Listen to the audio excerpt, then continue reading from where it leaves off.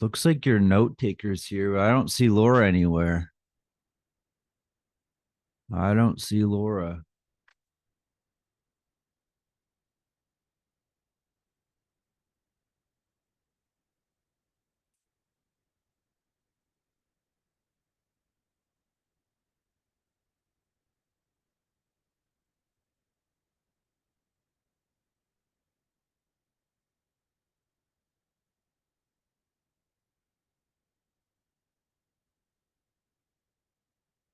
Hello.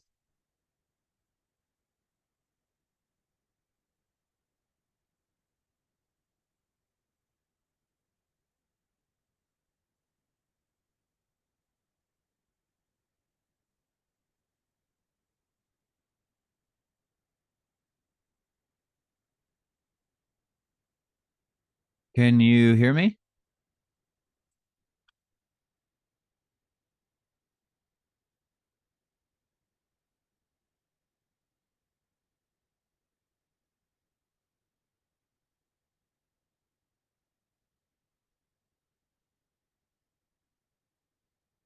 We've got Laura's note taker in the house, but I'm not seeing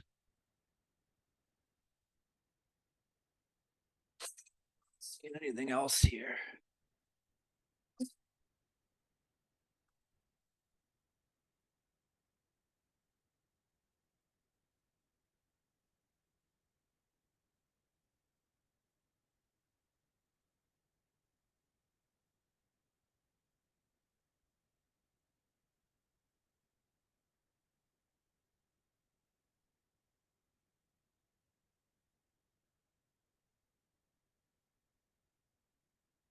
Do, do, do, do, do, do.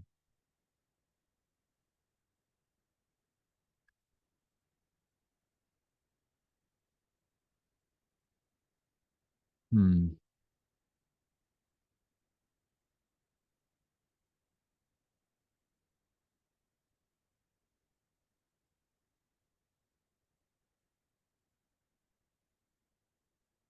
Oh.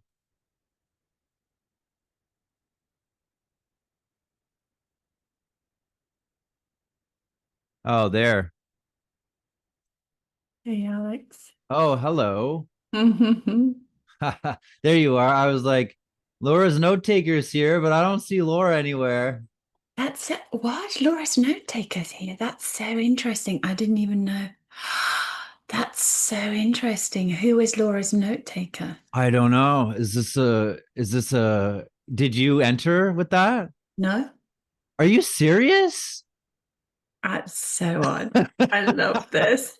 And What's then Laura? it sent me an email saying Laura, is it Patryas? Is that your last name? That will do. Yeah. That'll do. It said shared podcast in Otter, and I got an email from you. That's so interesting. I didn't send that email. You didn't? No. I have Oh, no idea who Laura's note taker is. Oh my word. This is so funny. I love it.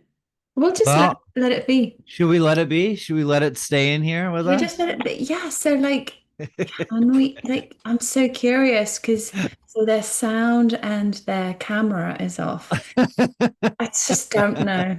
I'm quite happy for it to just be. we why don't we leave it and we'll see what Let's just welcome happens. it. Let's just Yeah, welcome it, let's welcome Alex. it. Maybe it's a part of you that's been somewhere in the ethos that's like coming in.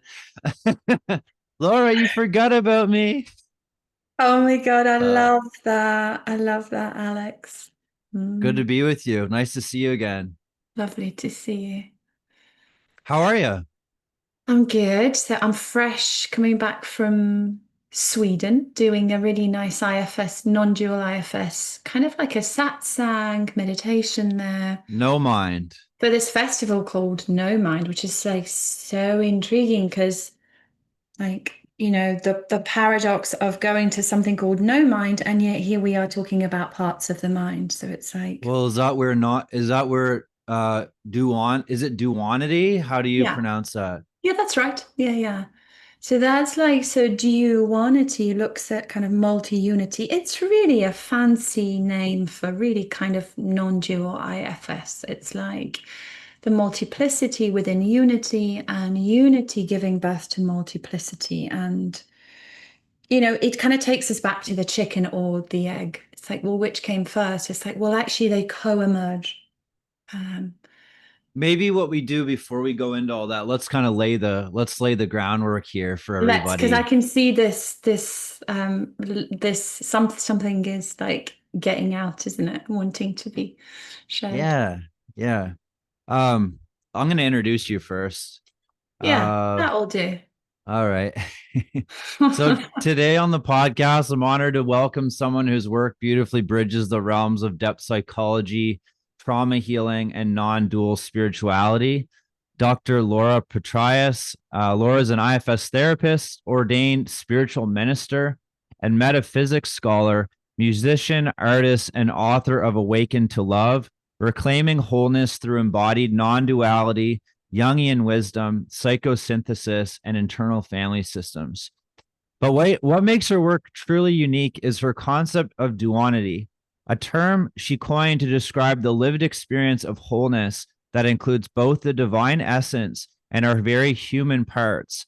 In a world where people often seek to transcend the ego or bypass their pain, Laura gently guides us inward toward a spacious awareness, or capital S self, if you're aware of the IFS model, that can hold both our wounds and our wisdom. Whether you're on a healing journey, a spiritual path, or somewhere in between, um, to hopefully today's conversation will invite you to soften into your own being, explore the mystery of consciousness, and perhaps most importantly, awaken to love. Laura, Mm. thanks so much for being here. I'm so happy, Alex. Alex, you and I go back a while, so we know each other well, We do. and we know each other's parts well. So this feels like a conversation among many, not just two, but I'm kind of wanting to invite all the different parts of us, me and you, to Yeah. this beautiful Yeah. conversation. Isn't that nice? It feels so much nicer. It feels kind of like, oh, there's a family I can rest into here, as can you. Yeah. And it feels like we belong. And then we It don't have to does. fight to be right. It's like there's a Yeah. family here that's got my back. And when I say that, I find myself leaning back. It's like, oh, I'm Yeah. home. And as I'm home, you're home. So we're both home. So yeah, thank Well, thank you so much. I'm super happy to be here. I'm glad you're here. What happened? You something dimmed in there. Oh, Something fell off. Something was this kind of I just love it. This modern uh, tech here. good. Well, it's, as we kind of come in today, just to speak for some of my parts, um, our beloved Chester, our cat, didn't come home last night. So we don't know what's happening. So I have some grieving parts here today. Um, we went out looking for him this morning, both my 4-year-old and me, and calling for him, and our other cat followed us. And Anyway, we haven't found him yet, but fingers crossed. But so I'm coming into today. I just want to name that because that's here with me. Um, so Mm. hello, grieving parts, right? Yeah, Hello, grieving parts. yeah. So nice, isn't it? When we can just invite all our parts in. Yeah, instead of like, okay, here I am doing a podcast today and everything can kind of stay out. And I mean, for me, it's like, no, we can all be here together. Um, so other than that, I want to ask you, since we're talking about coming home and feeling at home, what, from a non-dual perspective, what is it to come home to ourself? Hmm. That's a great question. Because the answer to that is essentially we're never not home. We're home. Yes. We're home in presence, in now. And that means that, aside from our physical home and aside from our body being our home, that somatic sense of home, there's a larger feeling of home, which is this presence, this now.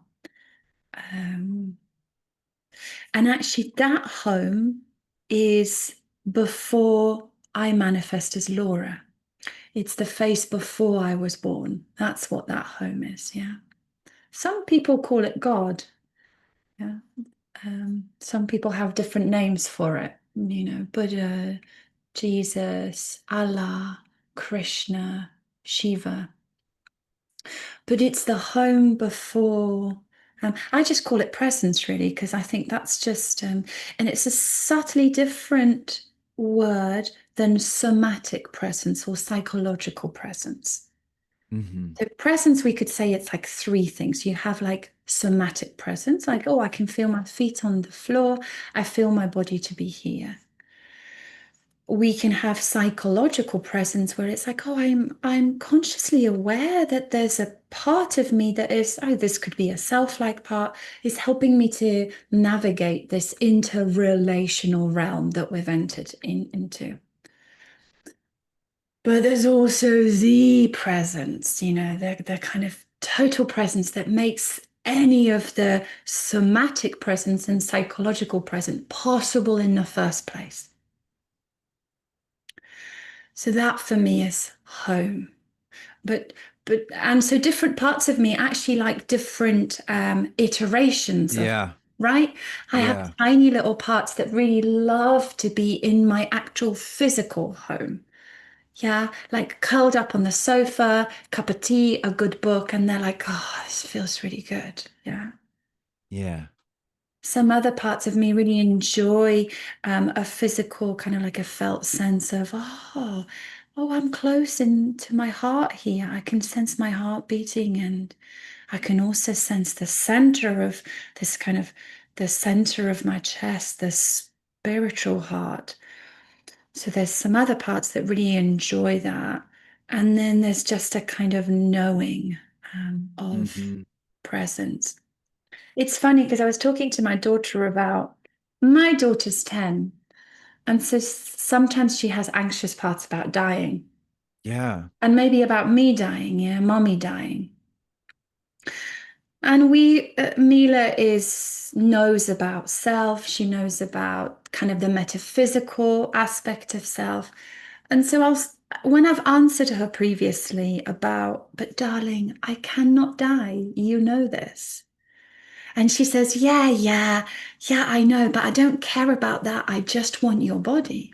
I want you to Yes. be in your body, right? Yes. So these young parts of us, for them, home really is the embodied safety of being, first of all, in a physical human body, and second of all, being kind of cooped up in your own safe place, which is, for most of us, it's our home where we live. So presence can be really classified into these three different things, and what home means actually is varies depending upon which part of us wants home or wants presence. So yeah. Because, okay. Because in this moment, I feel like, I feel a lot of self and I feel like Mm. I am home.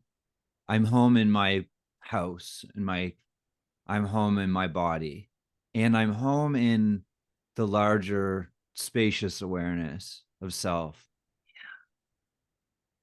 And for me, home is love and peace and wholeness. Mm. For someone who's never experienced that, or I mean, the crazy thing is that we all are it anyway, but there's an opening into that space within us, right? Like our Yeah. parts get to rest in the self that is us in our home, Mm-hmm. right? Mm-hmm.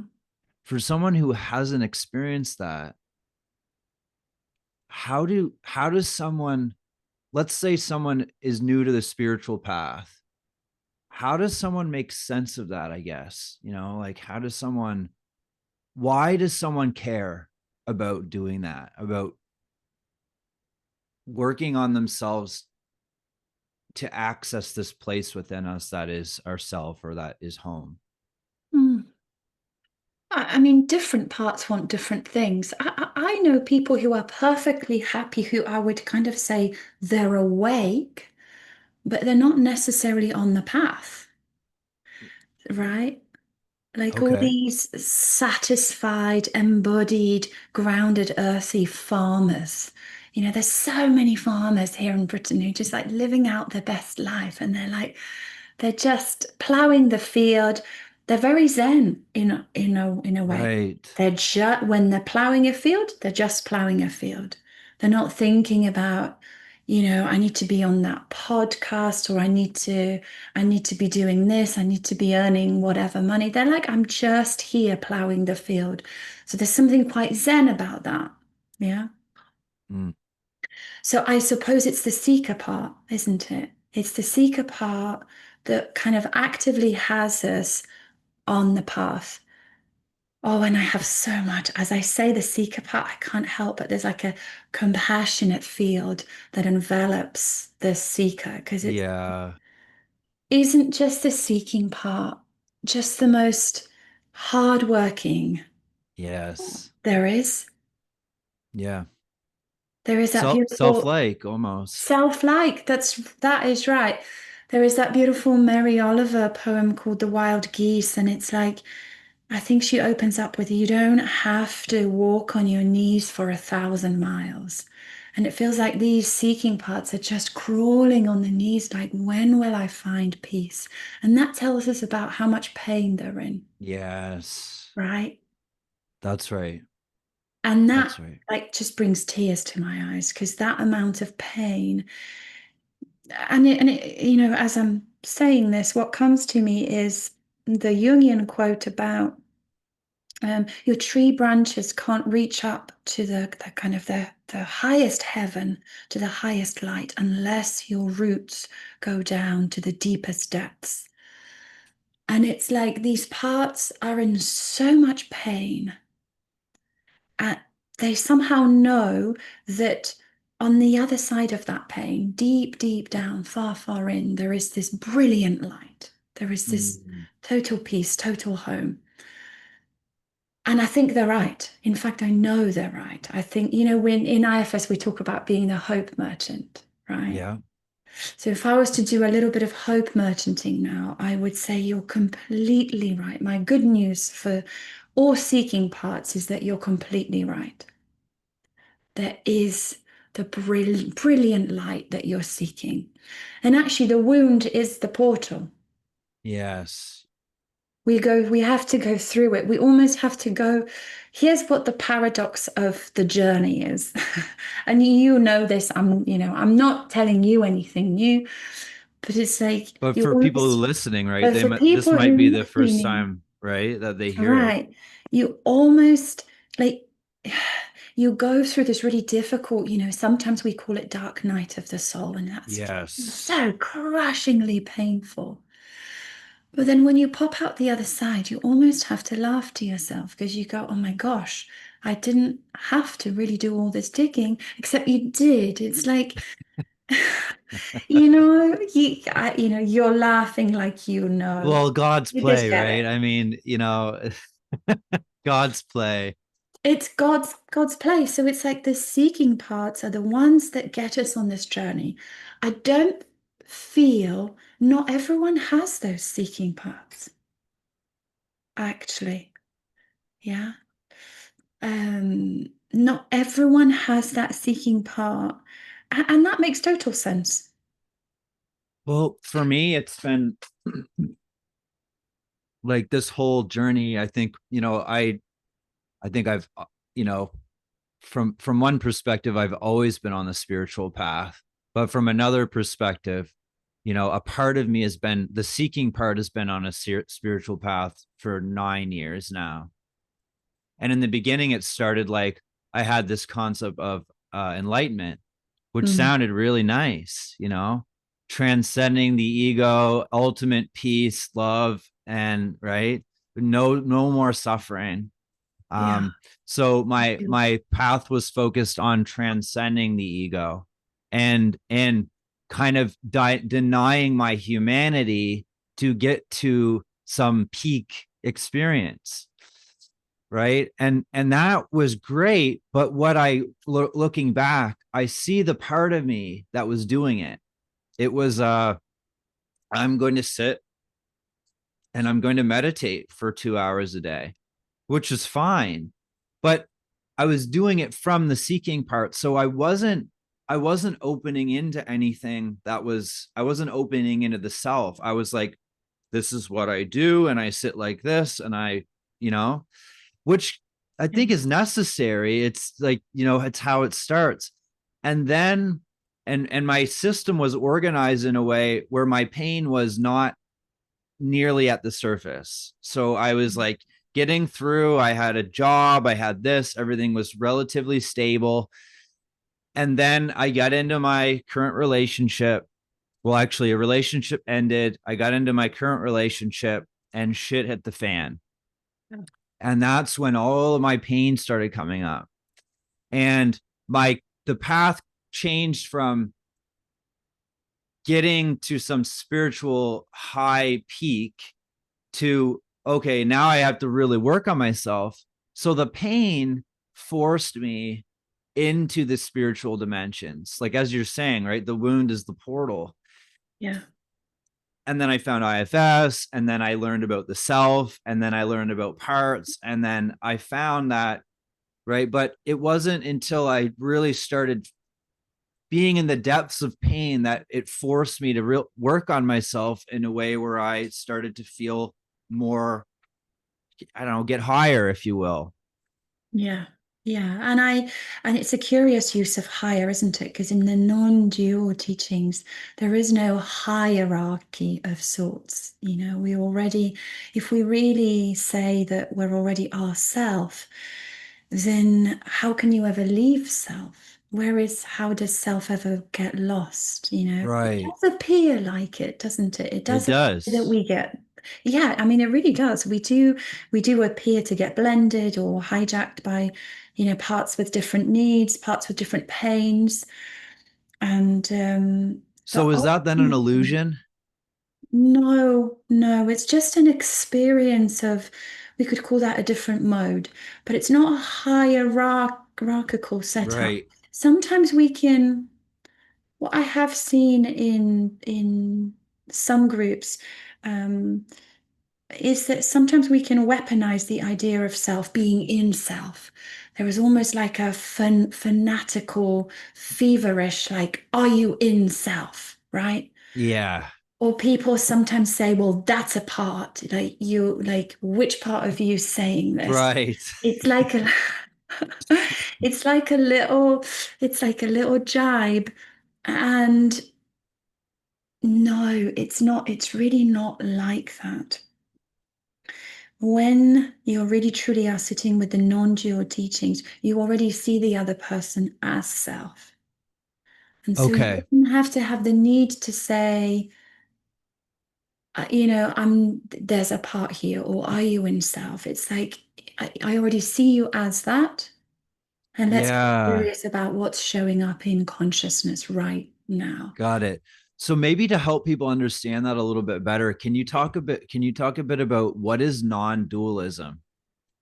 Oh gosh. It's Or a, it's actually a really big question. So basically, it comes from the Sanskrit word meaning advaita. A means not, and dvaita means two. So not basically, to? not two, right? The trouble about that word is that then people say, well, if we're not two, then how come there's all this multiplicity here? Yeah. We're one. And then people kind of then say, well, everything that's not real, and of course, the spiritual ego attaches some labels like love, peace, and abundance. Let's throw in money into there, right? Everything, Yeah. all those good things. Yeah. It's the Hollywood version of what self is, Right. right? So then anything that doesn't live up to that must not be real. But that creates a kind of duality in itself.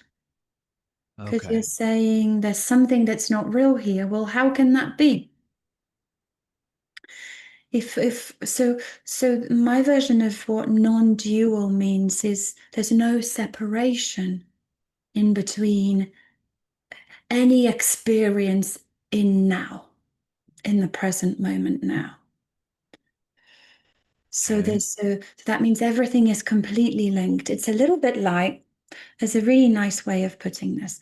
So let's assume Alex falls asleep at night and has a dream. Yeah. Yeah. And so this is all unfolding in Alex's mind. And Alex is dreaming about traveling India for 3 months. Okay. And he meets all sorts of different characters. And it's like, yeah, wow. He has some good times, some bad, quote unquote, bad times. And you think, wow, there seems to be all this multiplicity, this kind of creativity. Yeah. And then Alex wakes up and goes, oh gosh, all of that was just the creativity of my consciousness.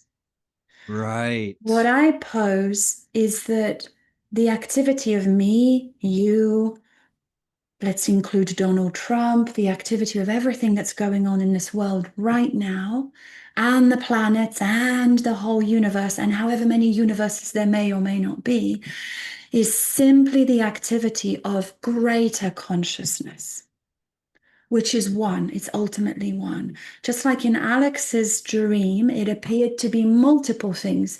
And let's face it, at the time of the dream, the characters felt pretty real. I mean, you'll wake up, sometimes people wake up from a pretty real seeming dream and they'll be like sweating, crying.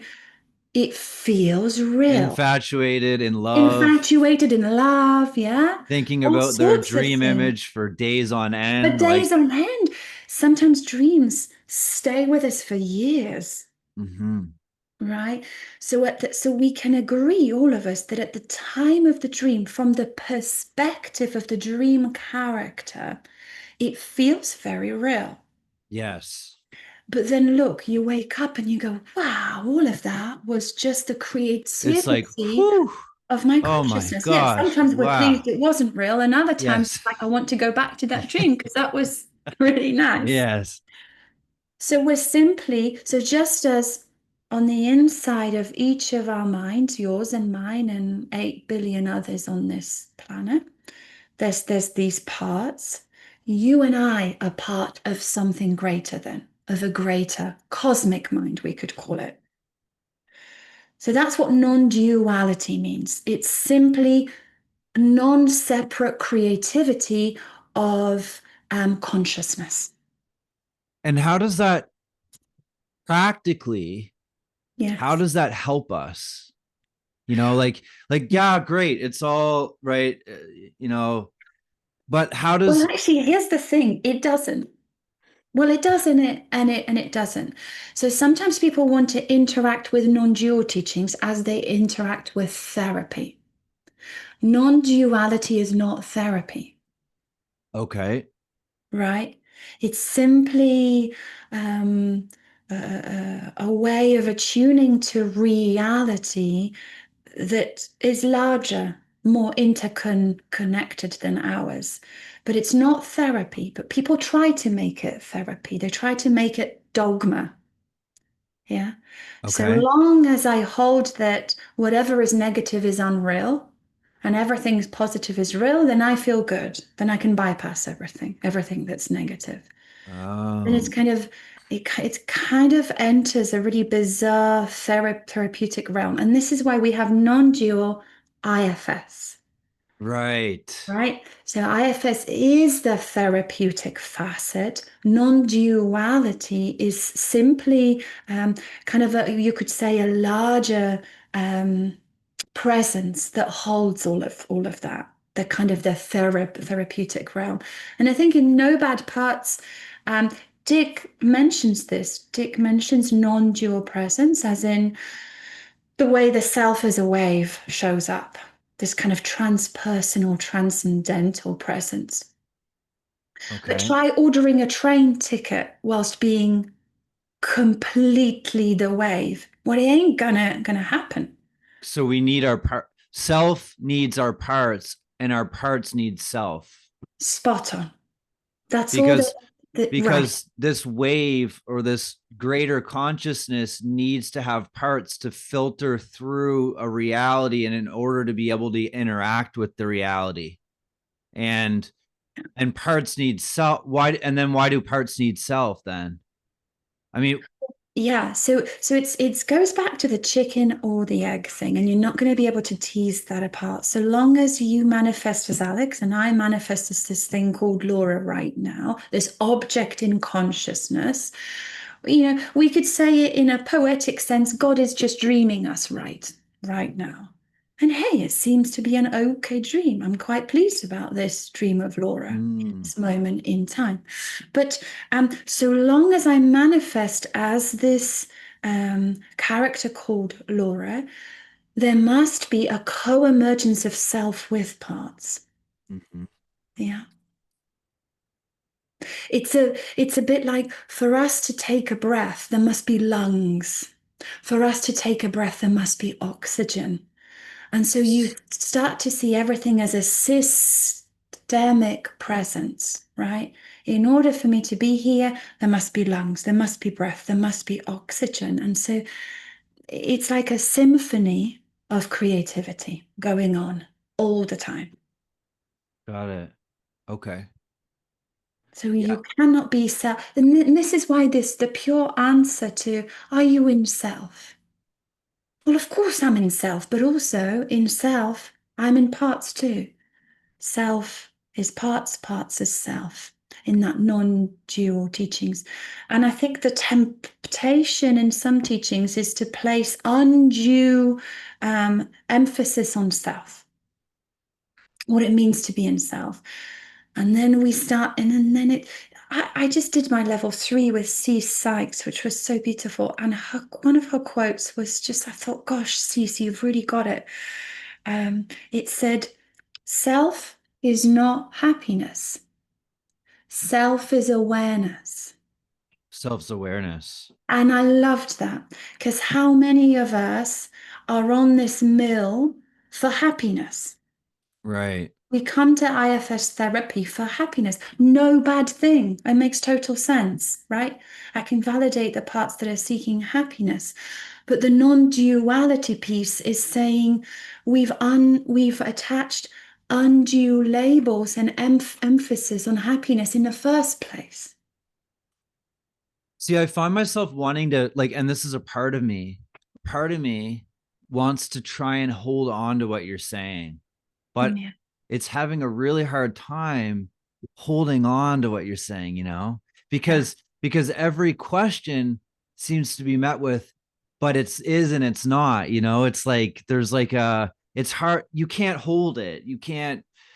It's exactly that. It's like water. It's like trying to hold water as it's running through your fingers. You can't, or a sieve, right? And that's the best way to be with it. Just let it run through. If, because parts, well, why do parts want to hold onto things? Well, my part wants to be in self, right? So this is what you're talking about, right? Like this part, this is the seeker, right? This is the one who's like on the spiritual path. It's like if I can contextualize self, if I can see it as love and peace and wholeness, which is what he labels it as, Yes, love and peace and wholeness, because yes. he says when I get to rest in self, I Oh, feel I feel in love, in peace, and in wholeness. So that is right. there's almost a ah, I love it. I want it. I'm like I'm it's a romance of sorts. It's Well, like I heard this part say rest. I want rest. he does So want to be rest. in self seems to be something about rest. But let me say this to this part. It's a bit like fish saying, I just want to be in water. Just show me where this water is. And then Right. you say to fish, well, hang on a second. You already are in water. No, I'm not. Where is this water? So Uh self is like the invisible water that we already are steeped in, embraced by, held in and as, not necessarily in, but really already as. because when you say that, just that little flip, I Yeah, almost it's it's like like I something already am. opens into it's like I'm in the water again. That's right. But it's like as soon as he goes, where's the water? Yeah. So then the kind of helpful intellectualizing tries to make, look, it makes total sense. When we as mammals in this world of form are born, we're born completely helpless. Hmm. Actually, humans are quite odd mammals in a way, because humans are just about the only mammals who are born helpless in that way. Because you see a baby horse being born, and within moments, its mum's nudging it to get up, and then it sort of gets up on its little rickety, wobbly legs, and it's ready to go. Yes. Humans are quite unusual in a sense that we're born completely helpless. So we need to be held. Yes. So the conditioning for the human psyche is I need something solid to hold me. Okay. There you go. And so this is why this kind of seeker part says, wait, I just need this water to really hold me. I really need this. Yeah. It's too esoteric. It's a bit like when my daughter said to me, yeah, mom, it's I get that you're going to be here as energy forever, but what I really want is you physically present. Yeah. Yeah. Yeah. Okay. So this leads to my next question. Okay. So we are romance obsessed in our culture, right? We are there's this, like, people are seeking love in their romantic relationships, right? Yeah. And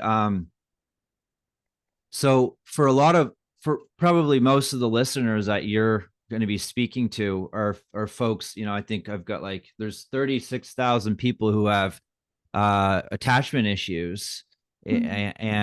and right, they're caught in these obsessive doubts about whether they're with the right person. They're caught between trying to push their partner away but trying to hang on to them, and they're fixated on feeling a certain way in the relationship, being head over heels, right? um in love with their partner, right? And it when you said I need something to hold me, it sounds like that's what that is, right? So can you talk about the difference between romantic love and awakening into love, I guess, from your perspective? Mm. What a great, yes. It's all about being held and actually seeking. Just before I answer the question that you said, there's something else that wants to come through. Seeking, the moment a baby is born, guess what it does? It seeks the breast. We're wired for seeking. So when we come across seeking parts, let's welcome them. It's like, oh, I'm just doing what I'm wired to. I'm wired to seek. If there is that famous breast crawl. If you place a newborn on the mummy's tummy lower down, guess what? Guess why the nipple goes so dark? Because it's a target, it's bullseye. Right. The baby with a blurry vision looks up and goes, that's my That. target, and starts crawling for it. So we're wired as mammals to seek and to be with each other. There's no doubt about that. So from the attachment point of view, we're just following what we're wired to be. Okay.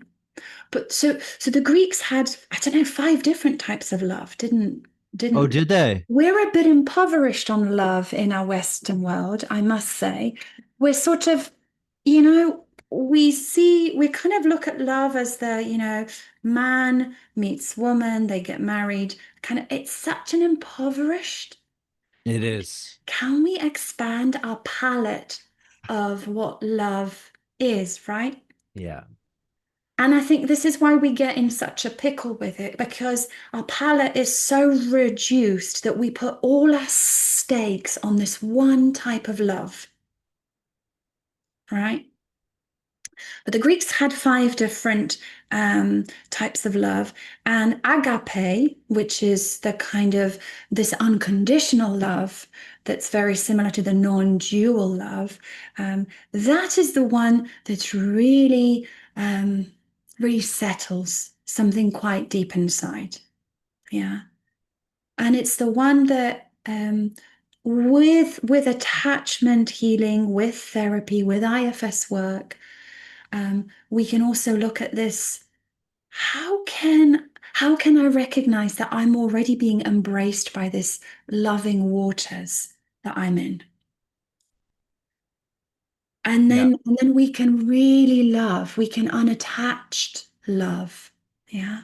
We can really currently, I would argue the way we love each other is conditional love. So long as you make me happy, so long as you bring enough money, or you satisfy my needs, or you look after my kid, or we do, we go on holidays, we have the big enough house, big enough car and fridge and all those things, then we have love. But the Yeah. moment you kind of miss the mark, yeah, then that love goes away. Guess where we learned that love? From our parents. Yeah. Yeah. Yeah. Because if you're a good enough child, if you're pleasing your mum and your dad, then they love you. That's The right. moment you do something displeasing, they send you off to your room and they withdraw the love. So our blueprint for love largely goes back to our family of origin, Mhm. how we were with our parents. But that's the kind of love that we're currently dealing with. That's such an impoverished version of love. And I really want to invite, being a hope merchant here again, I want to invite everyone hearing this to really recognize that this really is an impoverished version of love. And we can Yes, it is. we can really expand on this love. And when we see that we already are loved, maybe that love is who we already are, we can actually love each other and actually give each other space. Yeah. Yes. Forgive each other. Of course, it doesn't mean that we put up with everything. Yeah, that would be going into that codependency and people pleasing and fear of being abandoned and all the things that you and I help clients deal with. Okay. Yes. So it's like it's the unconditional love. It's the I am. It's like when the fish sees that they are indeed in water, That's right. right? And then when they meet other fish, they go, "Hey, did you know we're already in water?" Yeah. Okay. Now we can co-create from a sense of feeling whole and feeling loved. Yeah. We don't mine each other for love. Gosh, aren't you Yes. just tired of mining the other person for love? Oh yeah. It's so Oh yeah. exhausting, right? And guess what? They haven't even got that love to give to us because they never maybe had it from their parents. Yeah. So we're mining an empty pot, Yeah, we're mining an empty part of them. right? All along, we're in this water. So what I'm inviting is the expansion of our vision, yeah? Open up because we're currently blinkers. We've got blinkers on, yeah? We're one mind track, okay? Yep. What I invite people to do is to expand the repertoire of love. Yeah. That's right. And not just unconditional love, but also, what does it feel for me? So currently I'm sat on a chair. Well, is this chair loving me? Well, it's receiving my weight, it's holding my weight. Yeah. So there's some kind of love here. How about a tree? How about, the air, the sun? So we're not just expanding it on a kind of this metaphysical realm, but also in an embodied relational. Yeah. Actually, everything already loves us and is here for us, more so than what we think. Yeah. So if we look at war and famine and murder and blah blah blah, all the stuff, because I can imagine people are like, what, hang on a second, Laura, if everything loves us, then why are things killing us and why are we eating Yeah, each other? isn't it? Why is the world so brutal, right? And how would you speak to that? I love that. So you and I are both fans of Ram Dass, yes? And I Yeah. think it was you who said to me the terrible beauty. Yeah. Yeah. Yeah. Or we could even say kind of what it means to keep your heart open in hell. So Yeah. hell is the facets of consciousness. There are war, there are famine, there are all the atrocious things that are going on. Now, this is what's great about non-dual IFS, because we can make space for facets of consciousness like that. But we can still apply the dream analogy to it. Well, Right. let's go back to Alex's mind. So Alex has a dream at nighttime and he's dreaming about, being in war. Feels horrible. I mean, it just feels horrid. And then he wakes up. He goes, "Oh, thank God that that was just a dream." Except we, as parts of consciousness, don't seem to have the ability to wake up to greater consciousness and go, "Hey there, I'm so glad this is only a dream because it's a really horrible dream. Can I kind of come out of this now?" Okay. Yeah. We don't really have that, or some of us don't have that. Quite a lot of us don't have access to that. But we know that with an experience under altered consciousness, like with psychedelics or lucid dreaming, or all sorts of ways, we can soften the grip of what's going on for us right now. Maybe even to a point where places like war, whilst we can Yeah. accept excruciatingly painful, and no one wants to be part of that, we can also make space for it. Meditation. Yeah, all of that. So this is why the both and. This is why the both and is really our bestest friend. Because sometimes in the non-dual teachings, we can easily say, well, it's not real, so why do you worry about it? Right. Right? But it's like that's a cop out. That's a cop out from keeping your heart open in hell. Yeah, because we have to experience it. That's Oh, right. That's right. And for sure, Laura's parts have a preference for no war. They have a preference for peace. If I was to have a choice as to who to have lunch with, I'd definitely choose the Dalai Lama over Donald Trump. Yeah, that's no brainer. And, and this is the both and. Deep down, I recognize the higher self in both of those parts in consciousness. Yeah. Yeah. And this is why we can keep walking through. Isn't there that beautiful phrase I really love? And I don't know who said it, but it's like, if you're going through hell, keep going. That was Robert Faulkner. Was it? It's I it's his love it's that his new guy. book, I think. He Oh, has his new books, when you're going through hell, keep going. And it's a just collection, I think, of some story because he had a crazy. Have you heard his story? I Oh my read God. it and I just absolutely, when I was reading it, I was definitely, my parts were so open and so passionate. Yeah. I'm also so amazed that he was willing to actually open up about such private detail of his life. But I love that guy. Yeah. He's great. I just love him. So I'm Yeah. glad that you've brought him in. So you know what? So, Robert says if you're going through hell, just keep on going. Ramdas says keeping your heart open in hell. It doesn't make it okay. It doesn't make war okay, but it can give us the resources, the nourishment to just keep going. Well, and for all of the suffering, like, when I open into this more spacious awareness and I look at my life and all of the pain,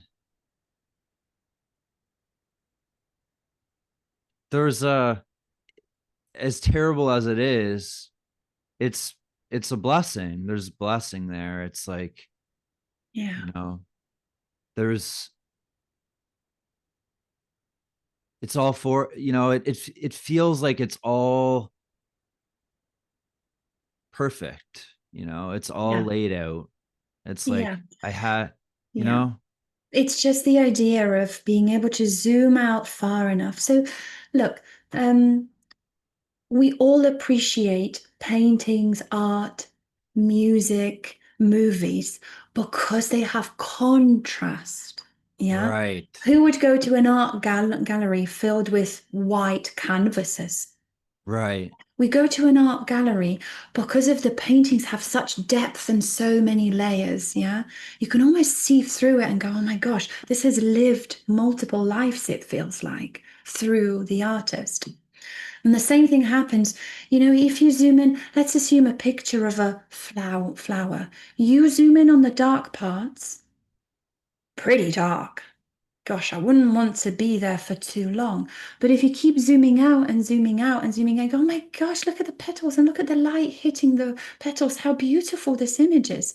So you see, you can't have the beauty Yeah, without the multiplicity. yeah, You can't have creativity without multiplicity. Yeah. So, whatever appears in this moment in time as the dark night of the soul, you zoom out. And kind of yes, hindsight gives us that ability, yes, to zoom out. When we look back at things, you go, ah, I now know why I went through it. yes, Now understand why I needed to go through it. It's like growing pains, yeah. That's you know? right. But That's right. not to beautify it, not to beautify it, because if we mindlessly inflict pain on each other, we must not beautify this, or country on country. Right. So there's always that fine line, isn't there? In Yeah, between normalizing violence and zooming out far enough to see that even on some level that violence can be a sign of health. Yeah. But yeah, this is that looking at reality through a nested model, this kind of fractal consciousness. If you zoom out of the pixel of the black, the middle bit of the flower far enough, you will see that it's an actual flower, something beautiful, something we can really look at. The same thing with our life. If you had the ability, psychedelics do give us that. If you have the ability to zoom out far enough of your life, you go, my God, this is really quite beautiful. yeah, Even with all the things that I went through. And just the final example of this kind of being able to zoom out of what appears as war at one level may well be health at another. When we have a cold, when the human body has a cold, we zoom in, we keep going, we get the microscope out, and we look at the white blood cells fighting the bacterial cells. You go, God, there's carnage here, terrible war. Yes. But you zoom out enough and you go, oh my gosh, my body's doing that because it's a healthy body. yeah. Yeah. So we just need to have the ability to have that bird's eye zoomed out view and see ourselves as just a part. See That's this right. country as just a part. See this government as just a part. It's not to excuse or normalize it.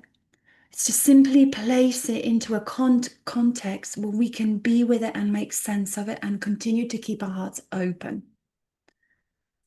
That's what it's all about. Yeah. Parts of me are also looking at time. I My see. I'm looking keeping at the part here. time Are too you because I looking? have to. I I have a love client. it. Me too. Yeah, Yeah, yeah. this is just, I love this. Isn't it beautiful how we Very can just beautiful. meet like this? Yes. Yeah. It's Well, gorgeous, Alex. I think maybe this does it. I don't know if there's any much more we can say. I mean, I have a whole list of things, but Oh, I uh could talk. yeah, me too. Me too. What do you want to, as we close up today, Laura, I mean, you said a lot, but what's your message for people? What do you want people to take away from this? That's such a great question. I don't know. Just try and be present as much as you can. Try and be present to your own experience. When I was a new mom, and they had this newborn baby, and she wouldn't fall asleep at nighttime. It felt like the nights would be endless. You know, in mom circles, we say the nights are long, but the years are short. Mm. Okay. So why am I saying be present, even in the most darkest parts of your life? Is because one day you might wish for it back. One day, as you're about to take your final breath, you'd be like, actually, I'd quite like to have another go at this being human. Yeah. In whatever pixel, in whatever facet. If I had a choice, would I choose the light pixel? Yeah, sure. 100%. But so if we can be truly present to every pain, even the most painful moments in our life, we find that this is food for us. This is our Mm-hmm. daily bread. That it satiates us in a different way than the seeking of that seeking part that wishes that kind of perfect Hollywood ending. Yeah. It's, that's just, yeah. Yeah. It's a different kind, it's a kind of the bones and the blood and the presence of my life. And if I Yeah. can be the witness of my life, wow, then I really do have gold. And you know what? Just to close this out, as I was started before I talked to you today, I was feeling the grief of the my cat, maybe not coming home, and I was letting the feelings move, and I just felt, thank God. I mean, for these feelings, because it was so real, and so true. And when I can actually feel it versus try and shove it down, it's like, this is right on. This is what I'm here for. I mean, just to experience life and to be with it all. That is right. That is right. I'm so pleased that you're ending on that note. Oh, Alex, Good to be with you, so Laura. gorgeous to see you. I'm You looking too. forward to seeing you soon. I will see you soon. Okay, bye Okay, for now. bye. Bye.